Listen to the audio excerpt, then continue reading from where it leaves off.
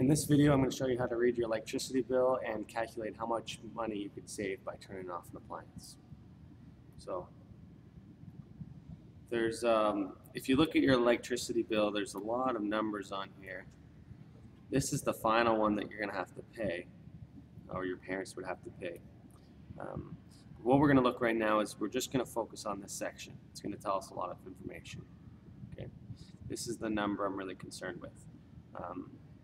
Every month you have about a 50,000 peso fee that you have to pay. Everyone has to pay this fee, and that does not depend on how much electricity you use. From what I can see, the only thing that matters on how much electricity or the cost for your electricity would be this number. So let's focus on that section right now.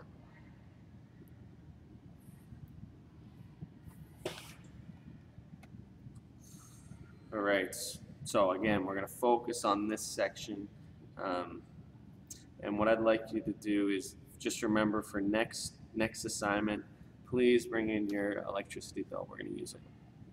So if you want to follow along with a handout, if you go to the back door, near the back door, and you look under the section where we have our previous handouts, the handout is called the Cost of Electricity Part 2, and it will have all of these questions in it so that you don't have to write them down if you don't want to.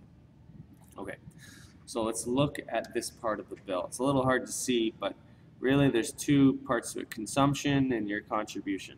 Okay, this number right here, I'll go back. This number right here, this is how much electricity you used.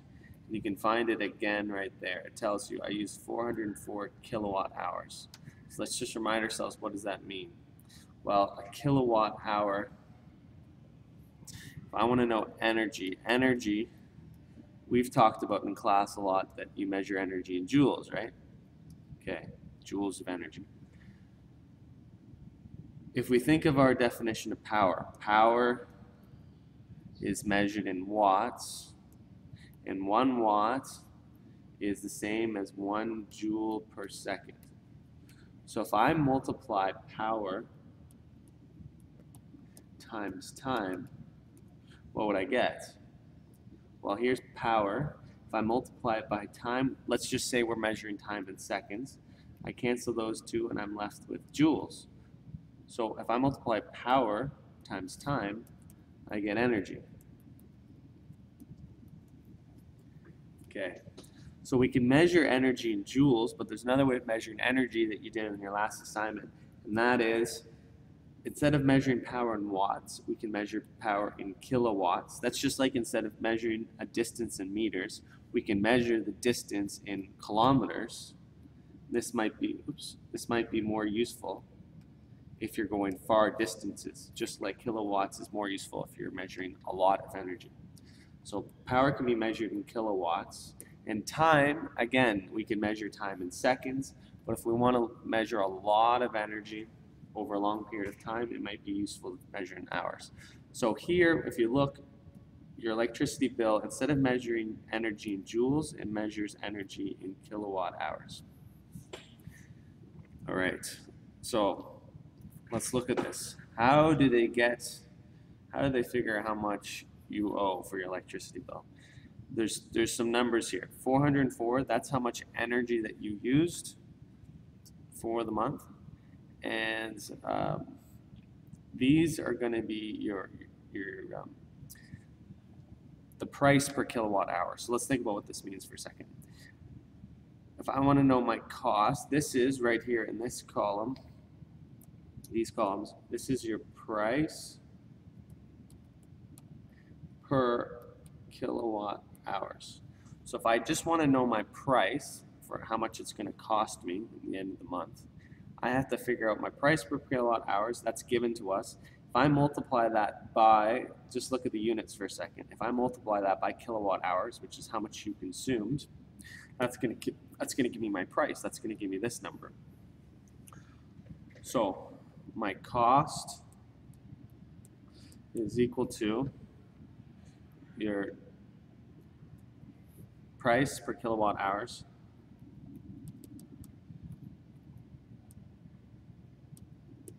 times the number of price times the number of kilowatt hours that you consumed. This is how much you consumed. So, for example, for this first one, I have 384 pesos per kilowatt hour. And if I multiply that by the 404 kilowatt hours that I used, well, that's going to give me 155,273.36. So this is price, how much I owe in pesos. I can do that the same. They give in your electricity bill, they break it up into how much you consumed and then this contribution fee as well. So that's my first cost. The second cost, if you noticed, my second cost is going to be, well, this other price per kilowatt hours for my contribution. So that's going to be 76.87 pesos per kilowatt hour times, well, I still used 404 kilowatt hours. That's going to give me this number, 3105, looks like 6. So if I want to know my total cost, I have to add cost of this first one plus the cost of the second one. I add those two numbers together. Let's see here. 155 plus 31 here, and I get 186. So this is going to be my total price for the month based off of how much electricity you consumed. Again, there's another fee. This is that 186, adding those two numbers together. There's another fee here, 50,000 pesos. This has nothing to do with how much, from what I can see, it has nothing to do with how much electricity that you use. That looks like a fee that just everyone has to pay for various reasons you could read over here. So you add those two numbers together and you get your final, that's how much you have to pay for the month. This is the important number, 235. But in terms of what we have control over this number right here, which is 186. That's based off of only how much electricity that you've used. All right. So with the same price per kilowatt hour, here's another question. What is the cost if you consume 500 kilowatt hours for the month? Okay, so instead of 404, we're going to consume 500 and figure out how much it's going to cost us. Well, I can call this 1 and 2. So the cost of 1 is equal to, well, my fee, which is 384.34 pesos per kilowatt hour, times my 500 kilowatt hours used.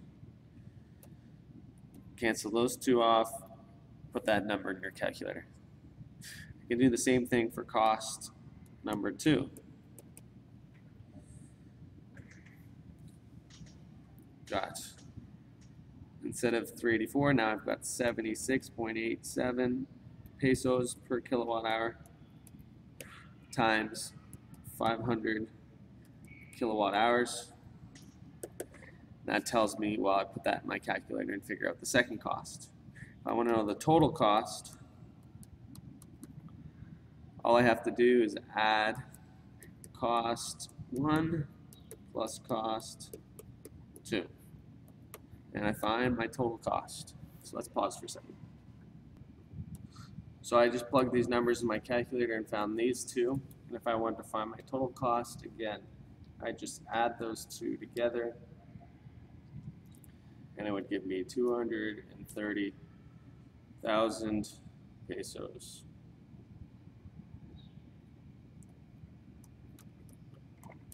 Okay, how does that compare to before? Oh, right. It was, the last one was about 186. This is 230. Okay, so it goes up quite a bit. Okay, try the same one yourself, but instead of 500, try it with 250 and see what answer you can get.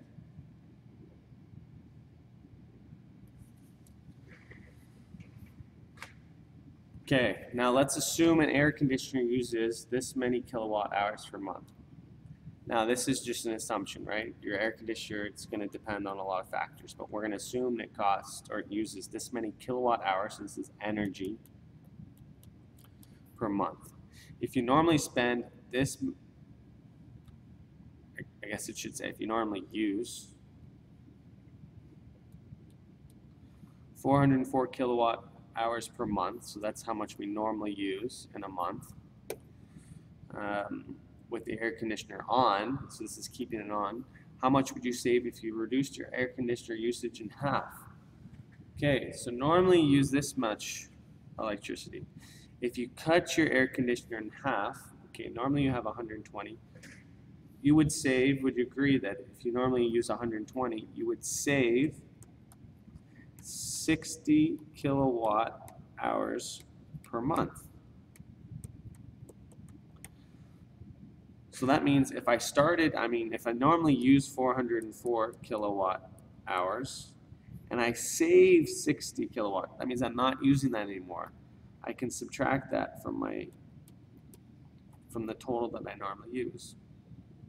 What's left? Well, 344 kilowatt hours. So this is going to be my new usage. Instead of using the 404, I'm going to use the 344. Now, if you want to know how much you want to save, well, let's just figure out how much 120 or how much 60 kilowatt hours per month actually costs. And whatever that costs, that's going to be how much we save. So 60 kilowatt hours per month, how much money is that? That's our question. Well, again, let's try to break this up into two costs. Cost one for our consumption is going to be 60 kilowatt hours. Oh, let me write it the same way we did in the past examples. In the past examples we did 384.34 pesos per kilowatt hour times 60 kilowatt hours. That's going to give me some number. Let's find the cost for the second fee. I have 76.87 pesos per kilowatt hour times 60 kilowatt hours. That's going to give me some other value. So if I want to know the total, I have to add, well, how much am I going to save on that first cost and how much am I going to save on that second cost? So I found my two numbers to be these two. That's how much I'm going to save on each one of these costs. If I add them together, I get 27,672. So you'd save about, well, 27,000 pesos if you cut your energy in half. Okay. Now, we were talking about all this for our, if we buy a solar panel, how much can we actually save? So there's a lot of factors for solar panels. One is how much radiation you have in a region, how much sunlight you would get in a certain region. So try this question yourself. We're running out of time here. But really, this is what it comes down to. How much can KCP save per kilowatt hour?